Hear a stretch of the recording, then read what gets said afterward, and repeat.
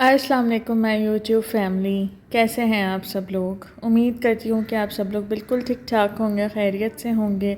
So here I am in another vlog. और अभी तो शुरू में आप लोगों ने क्लिप देखा तो वो अफ्तारी से पहले का ही था, मतलब शाम का टाइम हो रहा था और इतनी तेज़ बारिश हो रही थी ना। और यहाँ पे अब मैं अफ्तारी बनाने के लिए किचन में आई तो सामने देख लें आप लोग कितनी काली घटा है ना, तो मुझे विंडो से नज़र आई तो मैंने सोचा मैं आप लोगों को भी दिखाऊं। बहुत तेज़ बारिश हो रही थी, बहुत ज़्यादा ना। और बस मैं यहाँ पे बना रही थी ये बैंगन के पकोड़े। मुझे बहुत ज़्यादा अच्छे लगते हैं, इसीलिए मैंने सोचा कि थोड़े से बना लेती हूँ। और साथ ही थोड़े से आलू के भी बनाने थे मुझे। और किस किस को बैंगन के पकोड़े पसंद हैं आप लोग मुझे कमेंट्स में ज़रूर बताइएगा। और बेसन तो मैंने एक साथ ही घोल लिया था, बस आलू के पकोड़े भी उसी बेसन से कर लिए थे मैंने, और बैंगन के भी। और अब यहाँ पे देख लें मैं आलू के बना रही हूँ। ये थोड़े थोड़े बनाए थे मैंने दोनों, बहुत ज़्यादा बनाने का फ़ायदा ही नहीं होता, बच जाते हैं। और ये जो बनाए थे ना मैंने, ये भी बच गए थे। तो यही होता है, मतलब कितना भी कम करके बना लो ना फिर भी बच ही जाता है, खाया नहीं जाता। और क्योंकि मेरे हस्बैंड ने ना साथ में क्या किया कि उन्होंने फ़्राइज़ बना लिए। मुझे फ़्राइज़ नहीं पसंद बिल्कुल भी ना, मतलब वो जो बनाते हैं ना मसाला फ़्राइज़, वो मैं फिर भी खा लेती हूँ एक दो, लेकिन मुझे बहुत ज़्यादा नहीं पसंद। I am not a fries lover ना। तो इसीलिए फिर मैंने बस ये थोड़े से पकोड़े खाए थे और साथ मैंने वो चाट बनाई हुई थी ना, तो वो बची रखी थी तो वो भी मैंने निकाल ली थी। मैंने आप लोगों को कहा था ना कि नहीं खाया जाता, बच जाता है तो फिर मैं फ्रिज में रख देती हूँ, नेक्स्ट डे हम लोग खा लेते हैं। और यहाँ पे देखें कितने फूले फूले ये पकोड़े बनके तैयार हो रहे हैं, तो बड़ा मज़ा आया था अफ्तारी करने में। और वैसे भी बारिश का जब मौसम बना हुआ हो ना तो पकोड़े तो हम स्पेशली बनाते हैं। और अब ये कि अफ्तारी में तो ज़ाहिर है ये चीज़ें बनती हैं, लेकिन इसके बाद ना मतलब बिल्कुल ही पकोड़े नहीं बने थे। ये जो आप लोग क्लिप देख रहे हैं ना, इसके बाद फिर मैंने पकोड़े नहीं बनाए क्योंकि खाया ही नहीं जाता। मैंने शुरू में ही आप लोगों को कहा था ना कि अभी तो आप लोगों को मेरी टेबल पे नज़र आ रहे होंगे पकोड़े वगैरह, लेकिन उसके बाद फिर बनने ही बंद हो जाते हैं क्योंकि दिल नहीं चाह रहा होता। और ये देखने यहाँ पे ये फ़्राइज़ बना लिए थे मेरे हस्बैंड ने, मसाला फ़्राइज़। और ये इन्होंने ही खाए थे, मुझे कह भी रहे थे कि थोड़े से तो ले लो, लेकिन मुझे नहीं अच्छे लगते, मुझसे खाए नहीं जाते। मुझे ऐसा लगता है कि क्या है फ़्राइज़ में ऐसा कोई टेस्ट, तो आलू ही तो हैं, क्या है इसमें टेस्ट होते हैं, लेकिन वो मसाले वगैरह इतने अच्छे डालते हैं तो इसीलिए फिर मैं ले लेती हूँ थोड़े से। और ये देख लेंगे रेडी हो चुके थे, तो अब मैं अफ्तार टेबल रेडी कर रही थी, सारा सामान ला के रख रही थी। तो पकोड़े बनाए थे वो हैं, साथ ही ये मैंने जो काठियावाड़ी चना चाट बनाई थी वो बची रखी थी फ्रिज में, तो फिर मैंने वो भी निकाल ली और ये पूरी हो गई थी।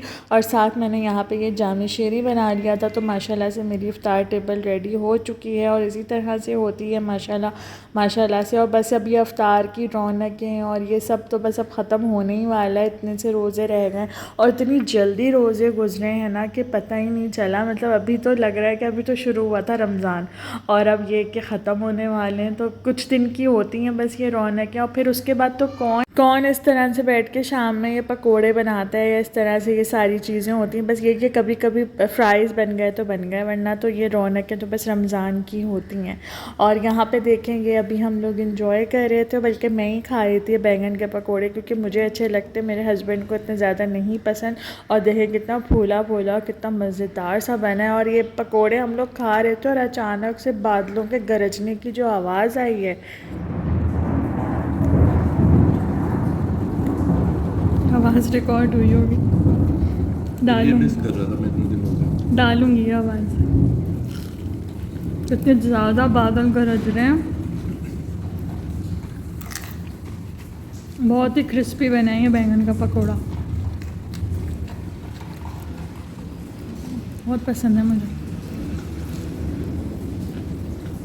ये खौफनाक आवाज़ थी।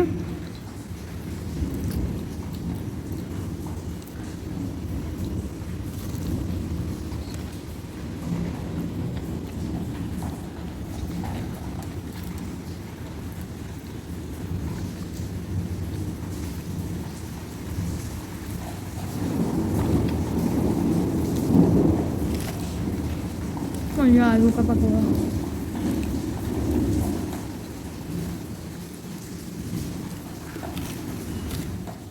हाँ जी, तो सुनिए आप लोगों ने आवाज़, कितनी ख़तरनाक आवाज़ थी बादलों के गरजने की, और इतनी कोई तेज़ बारिश हो रही थी ना कि क्या बताऊँ मैं आपको। मतलब वो जो 2-3 दिन गुजरे थे ना, वो तो मतलब बारिश वाले ही थे।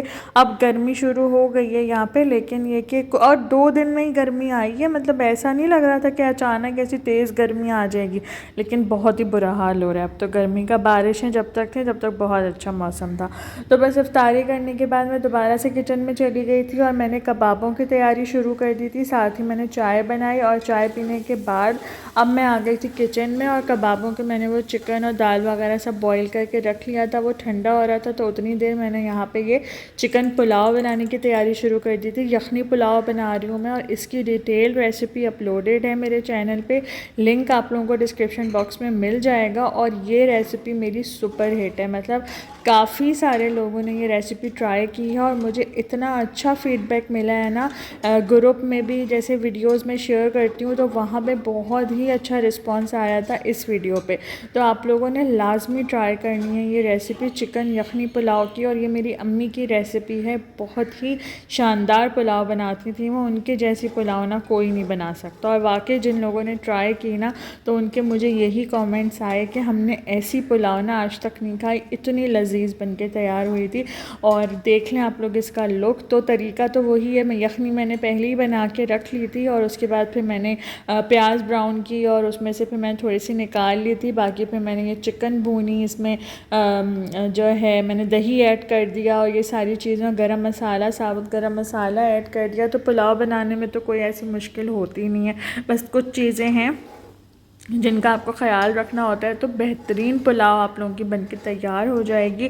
और इसकी जो मतलब जान है ना, वो है जो एंड में मैं मसाला इसमें डालती हूँ ना। मेरी अम्मी जो कहती थी कि बिरयानी पीस के डालते हैं, तो वो जो मसाला जाता है ना इसमें, वो इसके फ्लेवर में चार चांद लगा देता है। तो आप लोग अगर इसकी डिटेल रेसिपी देखना चाहते हैं तो वो अपलोडेड है। अब यहाँ पर तो मैं डिटेल में शेयर नहीं कर रही हूँ, क्योंकि फिर वो बहुत लंबी वीडियो हो जाती है, और एक दफ़ा मैं शेयर कर चुकी हूँ ऑलरेडी। तो फिर इसलिए आप लोग अगर देखना चाहें, और अब ईद आ रही है, तो आप लोग ज़रूर बनाइएगा। मटन पुलाव बनाएं, बीफ पुलाव बनाएं।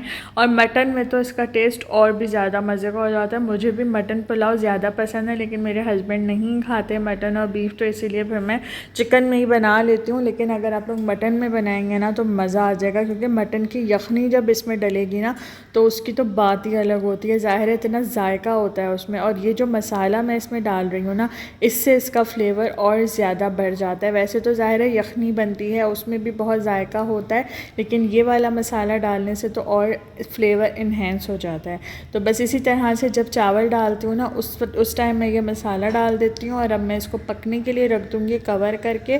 और जब इसका पानी ड्राई हो जाएगा, इस तरह से बबल्स आने लगेंगे ना, तो उसके बाद फिर मैं इसको एक दफ़ा चला दूँगी इस तरह से ऊपर, मतलब चावलों को ना, ताकि नीचे से लगे नहीं। मुझे जब वो खुरचन लग जाती है ना, मुझे अच्छा नहीं लगता, तो मैं बिल्कुल भी लगने नहीं देती हूँ खुरचन ना।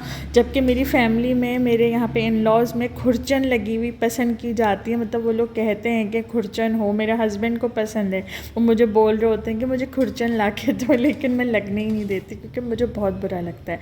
और यहाँ पे देखें, बस ये पुलाव रेडी हो चुकी है। अब मैं इसे दम पे रख दूँगी। इस स्टेज पे मैंने नमक भी टेस्ट कर लिया था, तो मुझे सही लग रहा था। और अब जो मैंने प्याज थोड़ी सी ब्राउन की हुई निकाल ली थी, तो वो मैं इस स्टेज पे डाल दूँगी। जब मैं इसे दम पे लगा रही हूँ, तो इसका फ्लेवर बहुत ही अच्छा लगता है। तो आप लोगों ने लाजमी ईद पे ये रेसिपी ट्राई करनी है। आप लोग मटन में बनाएं तो और ज़्यादा मज़ा आ जाएगा। तो यहाँ पे बस अब मैं इसे दम पे लगा रही थी, तो ये मैंने प्याज भी डाल दी है, और साथ ही मैं इसमें थोड़ा सा जर्दे का रंग डालूँगी। ये ऑप्शनल है, अगर आप लोग नहीं डालना चाहते तो बाय ऑल मीन्स आप लोग इसको स्किप कर सकते हैं, लेकिन मुझे थोड़ा सा अच्छा लगता है, तो इसीलिए मैंने डाल दिया था। और अब ये दम पे चली गई है, तो इतनी देर अब यहाँ पे मैं कबाब बनाने की तैयारी कर लूँगी। तो वो अच्छे से ठंडा हो गया था मिक्सचर, तो फिर मैंने उसे पीस लिया। और अब ये सारी जो मैंने सैलेड कट करके रखी है, ये मैं इस पर डाल दूँगी। और मैनुअल चॉपर ने तो मेरी लाइफ ईजी कर दी है। मतलब बिल्कुल भी मुझे टेंशन नहीं होती है कि मुझे घंटों खड़े होकर प्याज कट करनी है। तो बस यहाँ पे सारी ये चीज़ें रेडी हो चुकी हैं, और प्याज भी मैंने कट कर ली थी। अब सब मिक्स करूँगी और कबाब बना लूँगी। और अभी बस मैं उतने ही कबाब बनाऊँगी जितने मुझे जितने मुझे अभी चाहिए उतने मैं अभी कर लूँगी और बाकी फिर मैं खाने के बाद बना लूँगी, क्योंकि खाने का टाइम हो गया था। तो फिर मैंने सोचा कि मैं अब टाइम क्यों वेस्ट करूँ, तो जल्दी जल्दी से मैं इसे मिक्स करूँगी। अभी पुलाव दम पे ही थी तो इतनी देर मेरा ये काम हो गया था। और मैं लेमन भी ऐड करती हूँ, थोड़ा अच्छा लगता है इसमें खटास थोड़ी सी होना, तो वो अच्छा लगता है शामी कबाब में। और ये एक मैंने अंडा डाल दिया है, क्योंकि मैं अंडा इसमें अंदर ही मिक्स कर देती हूँ। मैं शामी कबाब में ना ऊपर से लगा के फ्राई नहीं करती हूँ। वो जो आलू चिकन के मैं कटलेट्स बनाती हूँ उसमें तो मैं ऊपर से लगा कर फिर उसे फ्राई कर लेती हूँ, लेकिन इसमें मैं ऐसा नहीं करती हूँ। तो बस अब इन सारी चीज़ों को मिक्स कर लूँगी और अच्छे से कबाब बना लूँगी मैं। बहुत ही मज़े के बनते हैं ये शामी कबाब और मेरे हस्बैंड के तो फेवरेट हैं, तो उन्हीं की फरमाइश पर मैं बनाती हूँ। और ये कबाब तो मुझे ना हर हफ्ते बनाने ही होते हैं, मतलब हफ्ते में ख़त्म हो जाते हैं तो फिर मैं और बना लेती हूँ। तो ऐसे चल रहा होता है, क्योंकि इतने ज़्यादा अच्छे लगते हैं ना उनको कि फिर वो खा लेते हैं। तो मुझे भी ज़रा सुकून होता है कि भाई शामी कबाब बने रखें तो कोई टेंशन नहीं होती।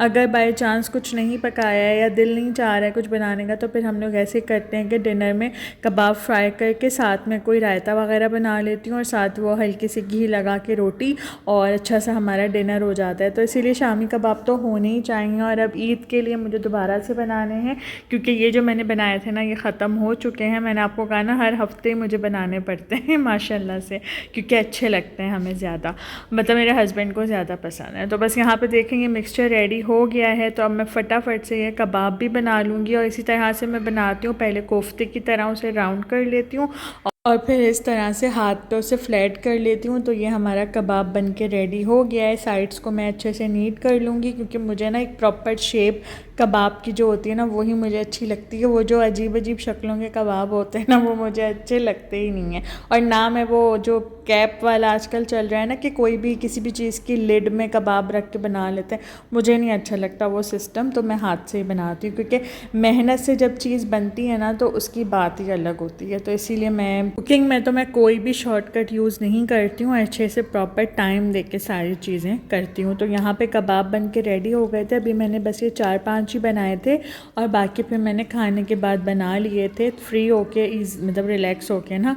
और यहाँ पे देखेंगे फ्राई कर रही हूँ मैं, तो बस सिंपल ऐसे ही शैलो फ्राई करती हूँ, डीप फ्राई नहीं करती हूँ, वरना फिर वो ज़्यादा ऑयली हो जाते हैं ना तो फिर मज़ा नहीं आता। इसलिए मैं हमेशा से ना शैलो फ्राई ही करती हूँ। तो ये देख लें अच्छे से फ्राई हो चुके हैं कबाब, तो बस अब मैं इसको निकाल लूँगी।